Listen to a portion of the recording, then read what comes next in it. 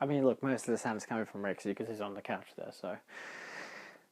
He wants to jump off. You can do it, Rex. I believe in you. And your arthritis. We're talking about steelbooks in this video, because I want to talk about the design of steelbooks. The good versus the bad versus the ugly. Arguably. Why the fuck would you buy an ugly steelbook? It's like that Justice League steelbook, which is just like all the symbols. It's not ugly, but it's like... It's not bad. No, the Kingsman one. I don't like the Kingsman steelbooks, because I get it, they're based on comic books, or at least the first one is, the second one is completely original. But like, yucky, yucky, yucky. So this isn't just a reason to brag about the fact that I got the Shaun of the Dead steelbook, but the whole point is like, oh hey, this is a deluxe one. So I don't really think that, the thingy came out. It's not exactly the point that, oh, it's because it's deluxe, means it's got a different edge to it. Yeah, I know, I get it. It's got the embossed stuff and it has like the theatrical looking poster there. Cool, whatever. We're looking at the outsides, not the insides of the cases. Insides of the cases is a whole different topic. Fucking put shit on the inside of your cases, people. I hate when they don't do that. It's like, you've got this whole space and you're just not going to have anything. Yuck. So, I have like a slideshow, pretty much, of steel cases. To display. And pretty much the idea is to look at what do I think of them. Now, I've got plenty of steel cases. Okay, yeah, I've got a good amount of steel cases. But the idea more is to look at what they represent for the film and could it have been done better. So let's start off with A. We have Alita Battle Angel, which is a steelbook that's going for whoppingly over $100 on eBay now. I'm not selling this bad boy, I'm just saying that that's like a really interesting thing. This is a really nice design for a steelbook. I mean, you can even tell by how it shines. It's got nothing in terms of, you know, anything that sticks out. No emboss, deboss. It's just simply a flat image that's shiny, and it's nice. Does it represent the film well? I mean, I think... No, not really. But at the same time, you're not going to be buying this steel case if you haven't watched the film. I think realistically, if you see this steel case in stores, maybe you might think, oh wow, that's an interesting design. It looks like a robotic hand, but it looks like really well designed, as if it's made by some really nice material, which of course it is, in the film. And it has its title, Alita Battle Angel. There is nothing, like, this could have just been the side of her face with, like, the blood there, and it's like, oh, wow, I wonder what that is. But no, instead they went with this. Unfortunately, the back is nothing, which is really just disappointing. So that's, yeah. But at the same time, whew. Okay, it does have an inside. Wow, it has 4 discs. That's incredible. So it could have been something as generic as that, which is, I think, the theatrical poster. And even the inside is just looking at the place, but we're not talking about the insides. This is a case that I think is really nicely designed. I don't think it's a great representation of the film, but I think it's something that's very unique and very nice to look at. If I was to show this to someone who hadn't seen the film, they'd probably be like, I don't know what that means, but it looks nice. And that's probably the best way to put it. Don't know what it means, but it looks nice. Next up, we have a pretty fun film, I think. We've got Alien Covenant. This is a pretty nice steel case, luckily double-sided. I didn't like the poster, the image that they used for the Blu-ray, which was just the xenomorph on a ship. It's like, wow, they're really trying to sell you the fact that there's an alien in this film. Oh, but I really like this, because I also really like the Neomorph. I like how it's a baby Neomorph. I love the gritty design to it, and how it seems almost like a mural as well, which is fitting for the film when you think about it, with all of David's lab and whatever. And then, of course, you've got the back, which is the Xenomorph, in a more nuanced, in the distance, shadowy, but also grayscale. I like it. It's very artistic. It's very well communicated. When we look at the inside, outside of a digital coupon, which is fucking expired, of course, I can get rid of that now. It does have the nice mural inside. So, again, more communication on the actual film. I know I wasn't going to talk about the insides, but sometimes they have good insides. I don't think the Alita one is particularly amazing, but like at the same time, it's not terrible. It has a lot of discs, so you can't exactly really appreciate it. But this is pretty simple. It's Alien Covenant. You've got a new version of the alien. By this stage, people know, at least culturally, are aware of the fact that the alien, the xenomorph, exists. So I think it's a good representation. You wouldn't see this because, of course, it would have its J card, which is always a disappointing. Fucking hate J cards. Do I even still have? Oh yeah, I put mine behind my in the slot behind the DVDs on the shelf. But I think this is really nicely designed as a Blu-ray steel case. Then we go to Creepsterville. Boom, bitch, it's it. This is the 1990s miniseries. I still have, of course, the thingy on it.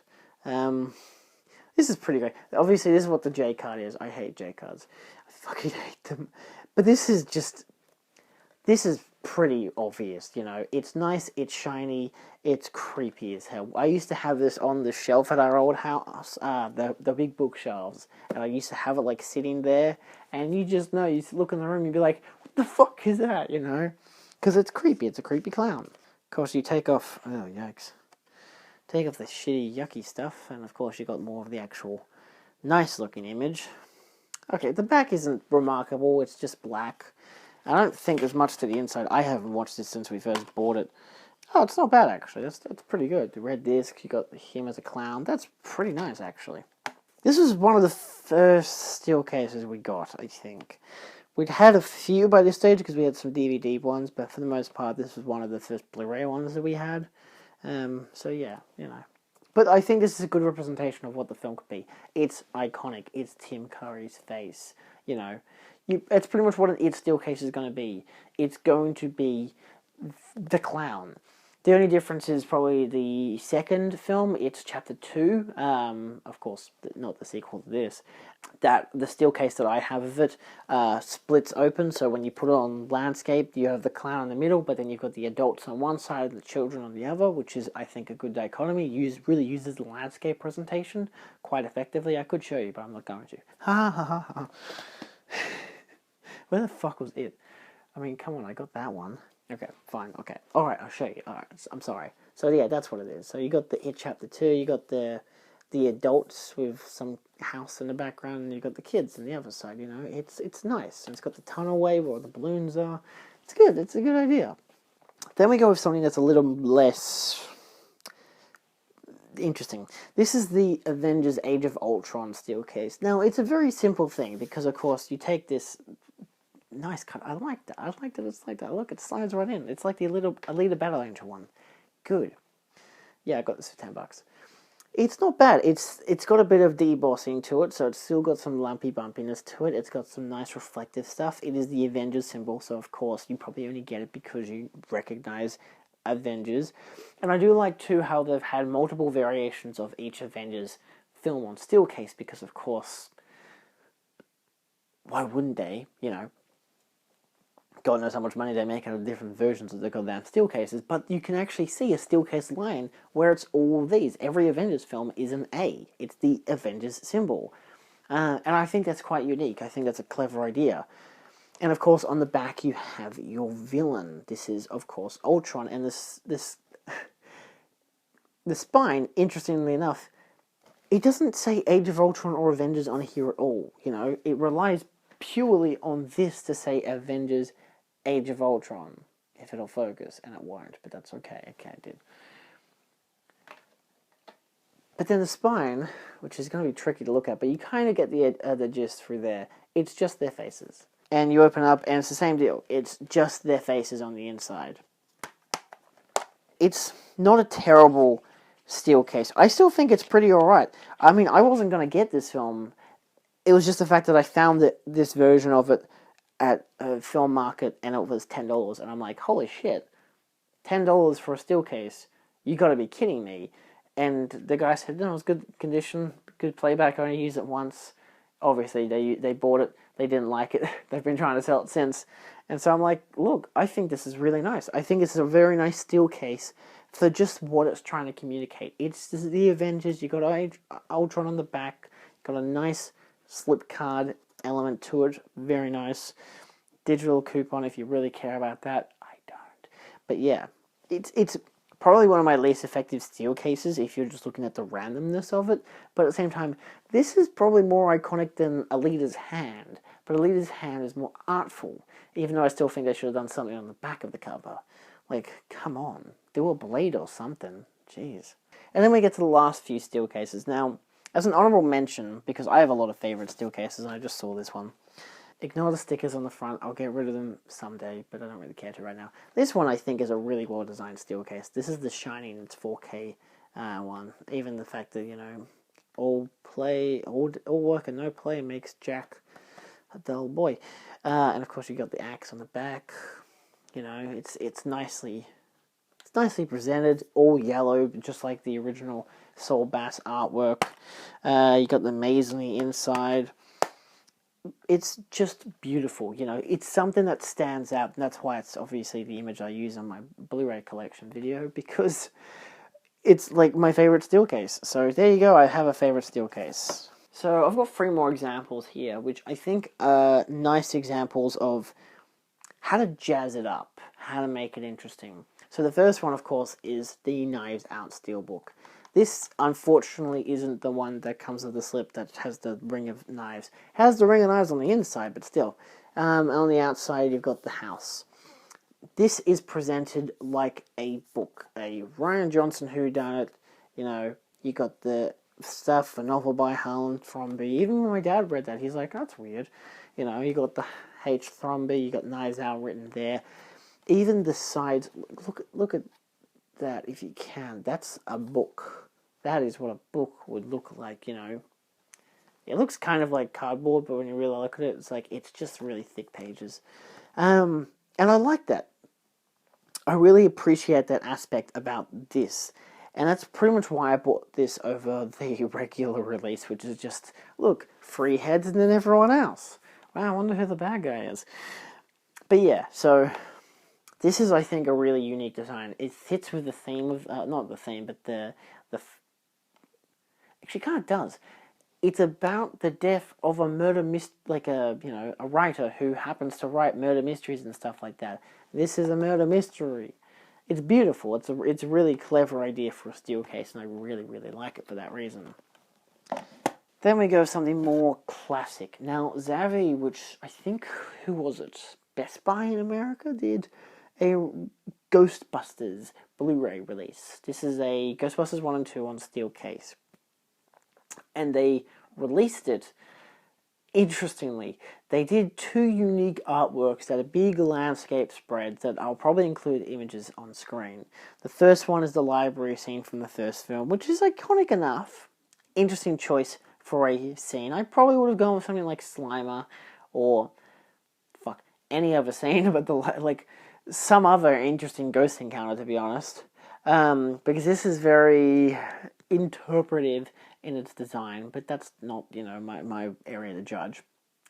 And then the second one is the River of Slime, which I think was great, except it has some kind of demons on the back of the second one, which is, like, really weird. But as it was, I could have gotten them for like $36 each, plus shipping, so I would have spent maybe $80 to $90 on the 2. But instead, I decided, fuck that. Ghostbusters 2 isn't that good anyway. It's a fun film. Yeah, alright, I have it on DVD. I don't care. I've got it in the 2-pack of the first film. But instead, I decided, hey, what other Ghostbusters films have they released in terms of Blu-ray and steel case? So I got something that I figured was more obvious. This one. This is like the 2014 release, I think. It came out between 2011 and 2014. This is like now out of print, but I got it for $25 on eBay. This is Australian dollars. Free shipping as well, which is really nice. Came in like a few days. And on the back, of course, you got the Stay Puft Marshmallow Man. Now, of course, he's been photoshopped into a new location, but it works. You know, you got your city, you got your Stay Puft Marshmallow Man. I think this is a really nice idea. You even got the red and black spine that works quite well with the logo on the top and the Ghostbusters. And it's as simple as that. Now, of course, this isn't the greatest version and release of the film, so of course, I actually ended up buying the, they had a buy one, get one free at JB, so I bought a film and got Ghostbusters on Blu-ray, which was $15 for free. So I ended up just replacing the DVD, the Blu-ray. So I now have the best version of the Blu-ray, which is like the 4K remaster plus all the special features, versus the like 2011 release that came with this, which had the Ghostbuster logo face on it really weirdly. Didn't have as many special features, but wasn't as good looking picture, whereas this is the better looking version, so I'm happy with this. I've never done that before, where I've gotten the steel case and then bought a version of the film just to put in the steel case.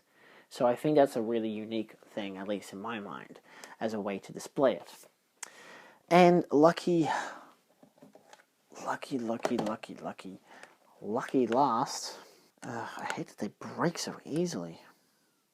That's alright, I think this is a beautiful steel case anyway. So this is one that cost me a lot of money, actually. This was like $50, I think, which is, I mean, a lot for a standard Blu-ray release steel case. But when I saw this, I just was like, I have to buy this because it's gorgeous. Also, the DVD I have of the film is kind of dated. So this is my last showcase.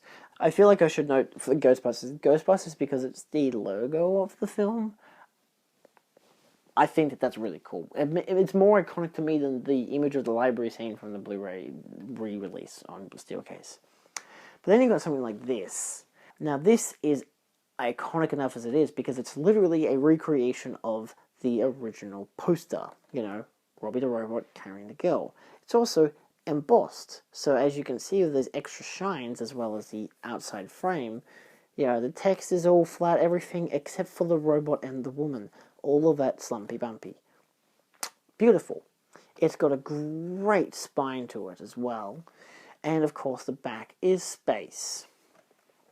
Do I think that this is a great steel case? Yes, in fact I do. Is it a little... The Forbidden Planet one I think is brilliant because it's iconic, but it's not just an iconic poster, an iconic look. It's making a lift from it. It's shiny, it's embossed, debossed. I think embossed is when it's punched up. I never get them right anyway. But yeah, I think it's beautiful. And of course, there is always that problem with steel cases where they can get clicky and stuff because the plastic isn't always... The steel case with the inside plastic isn't always as perfectly molded on together, or maybe it's just got some age to it, so it's bound to have some problems. So yes, I'm lucky to have never really had I don't think I've ever had a SteelBook come in the mail damaged. It's scary enough to buy SteelBooks. I was scared putting these out because it took 3 to 4 months for it to come in the mail after its initial release. Like, it came in like a few weeks ago, and that was like in May of 2020, when it was like, you know, it was meant to come in a lot, you know, well earlier in the year, and it was just every day it was like feared that it would come in bad, but it actually was in a cardboard case, you know. It was properly packed in, which was very nice. But yeah, so outside of that, obviously, steelbooks can be really shittily damaged, and I really feel sorry for people who get that damaged. For people who get like minor dents and stuff, I don't know, I feel like some people can just be really picky about it and be like, what the fuck, there's a tiny scratch, I'm sending it back, and it's like, dude, calm the fuck down.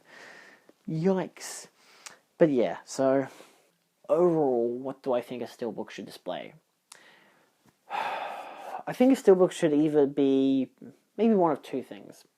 It should either display a really interesting or iconic or memorable thing, something that catches your eye, something that is related to the film and catches your eye. My best examples for that would be either, I mean, the It one works pretty well. It catches your eye. It's a big clown face. The Alita one, it's a simple, nice design of a hand. It catches your eye. It doesn't tell you much about the film, but it catches your eye. And that's a really good fundamental thing about steel cases.